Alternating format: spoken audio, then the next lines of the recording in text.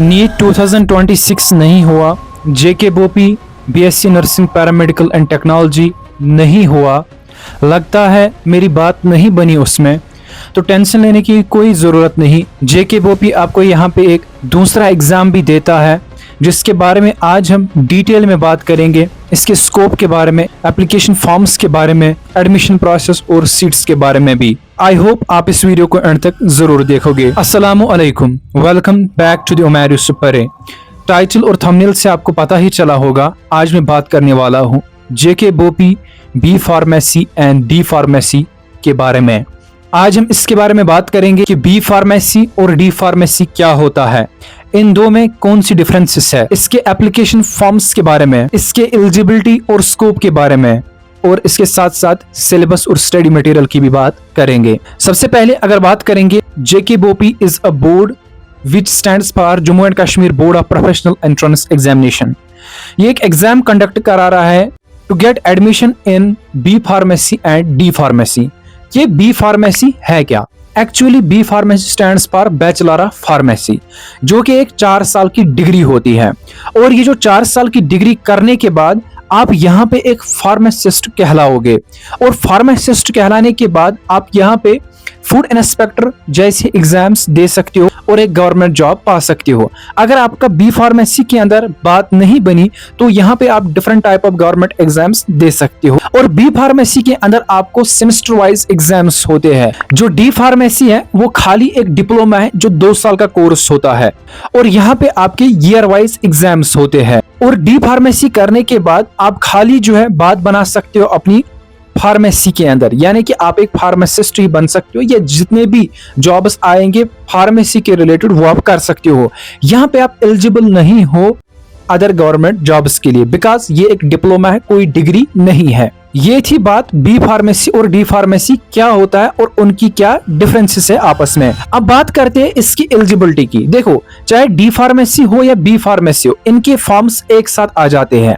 और अगर कोई भी स्टूडेंट यहाँ पे क्लास 12th तक उसको फिजिक्स थी, केमिस्ट्री थी, बायो थी, या उसको फिजिक्स केमिस्ट्री मैथ्स था, या उसको पीसीबीएम था, यानी कि पीसीबी, पीसीएम और पीसीएमबी, अगर किसी स्टूडेंट को सब्जेक्ट था 12th तक, तो वो यहाँ पे इसके लिए एलिजिबल है, वो यहाँ पे फॉर्म भर सकता है। बाकी आपकी एज जो है 17 साल की होनी चाहिए, और आप रेजिडेंट होने चाहिए जम्मू एंड कश्मीर और लद्दाख के। अगर आप आउटसाइड स्टेट के हो तो फिर आप इसके लिए एलिजिबल नहीं हो।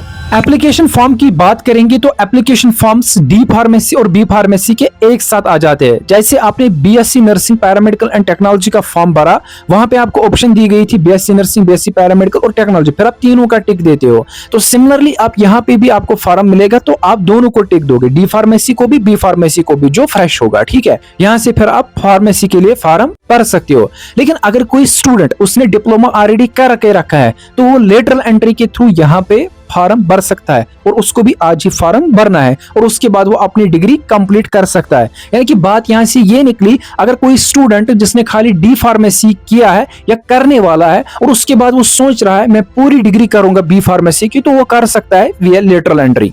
एप्लीकेशन फॉर्म्स इसके 30 अप्रैल को स्टार्ट हो गए, जिसका लास्ट डेट है 13 मई। और एप्लीकेशन फॉर्म के लिए आपका जो फी पड़ेगा वो होगा 1000 रुपीज, चाहे आप किसी भी कैटेगरी के क्यों ना हो। और अगर बात करेंगे यहाँ पे जो आपके डॉक्यूमेंट्स रिक्वायर्ड है ड्यूरिंग एप्लीकेशन फॉर्म फिलिंग, उसमें सबसे पहला है 10th की मार्कशीट, जो आपको काम आएगा अपनी डिटेल्स फिल अप करने में, और 12th की मार्कशीट अगर आपने 12th पास किया है। वैसे यहाँ पे जितने भी स्टूडेंट्स हैं विंटर जोन के और समर जोन के, आपके रिजल्ट्स आ गए तो आप यहाँ पे 12th की मार्कशीट लगा सकते हो, यानी कि 12th क्वालिफाइड रख सकते हो। अब आप बोलोगे मार्कशीट मेरी कहाँ है, आप वही इस्तेमाल कर सकते हो समर जोन वाले जो आपके पास अभी मिला था साइट के ऊपर, वो सॉफ्ट कॉपी मार्कशीट की। ठीक है, और उसके साथ साथ आपको यहाँ पे डोमिसाइल सर्टिफिकेट चाहिए, कैटेगरी सर्टिफिकेट चाहिए अगर आप जो है यहाँ पे किसी कैटेगरी से बिलोंग करते हो तो। उसके साथ साथ आपका फोटोग्राफ चाहिए, सिग्नेचर चाहिए और आपका थंब इंप्रेशन चाहिए। कोशिश करना एप्लीकेशन फॉर्म्स जल्दी फिलअप करने की, क्योंकि अभी टाइम कम ही रह गया। अब अगर बात करते हैं इसके सिलेबस की, जो इसका एंट्रेंस टेस्ट होगा उसका सिलेबस क्या है, तो जाहिर सी बात है आप लोगों को पता है 12th के बाद जितने भी मैक्सिमम एग्जाम्स होते हैं उनका जो सिलेबस है वो 11th 12th होता है, और सिमिलरली इसका भी 11th 12th सिलेबस है। और जो फिजिक्स केमिस्ट्री और बायो है, और या यहाँ पे हमारे पास फिजिक्स केमिस्ट्री मैथ्स। अब आपको यहाँ पे कंफ्यूजन हो रहा होगा कि एग्जाम का पैटर्न किस तरीके से होगा, यानी कि पेपर किस तरीके से आएगा। सुनो, पेपर में आपको फिजिक्स केमिस्ट्री बायो और मैथ्स देखने को मिलेगा, लेकिन अगर कोई स्टूडेंट खाली पीसीएम से है तो वो खाली वहां पे करेगा फिजिक्स केमिस्ट्री और मैथ्स। अगर कोई स्टूडेंट पीसीबी से है तो वो खाली करेगा वहां पे फिजिक्स केमिस्ट्री और बायो। और अगर कई स्टूडेंट पीसीबीएम से है तो उसको भी दोनों में से एक चूज करना है, या तो पीसीएम करना है या तो पीसीबी करना है, क्योंकि यहाँ पे जो आपके क्वेश्चन पेपर में क्वेश्चंस आते हैं वो 40 क्वेश्चंस ईच सब्जेक्ट से आते हैं, यानी कि यहाँ पे 4 सब्जेक्ट है तो 4 4 आर 16, यानी कि 160 क्वेश्चंस आपको देखने को मिलते हैं। और उसमें से आपको खाली करना है अपना पोर्शन, यानी कि फिजिक्स केमिस्ट्री बायो, यानी कि 120 क्वेश्चन, और आपको 2 ही घंटे मिलेंगे पेपर करने में। अगर आपने सारा किया तो फिर कहाँ इससे करोगे भाई, वैसे अगर कर भी सकते हो लेकिन फिर भी आपको खाली पर्टिकुलर स्ट्रीम का ही करना है। हर एक क्वेश्चन को आपको 1 मार्क्स मिलेगा और नेगेटिव में आपको 0.25 कटेगा अगर आपने कोई क्वेश्चन गलत किया है तो।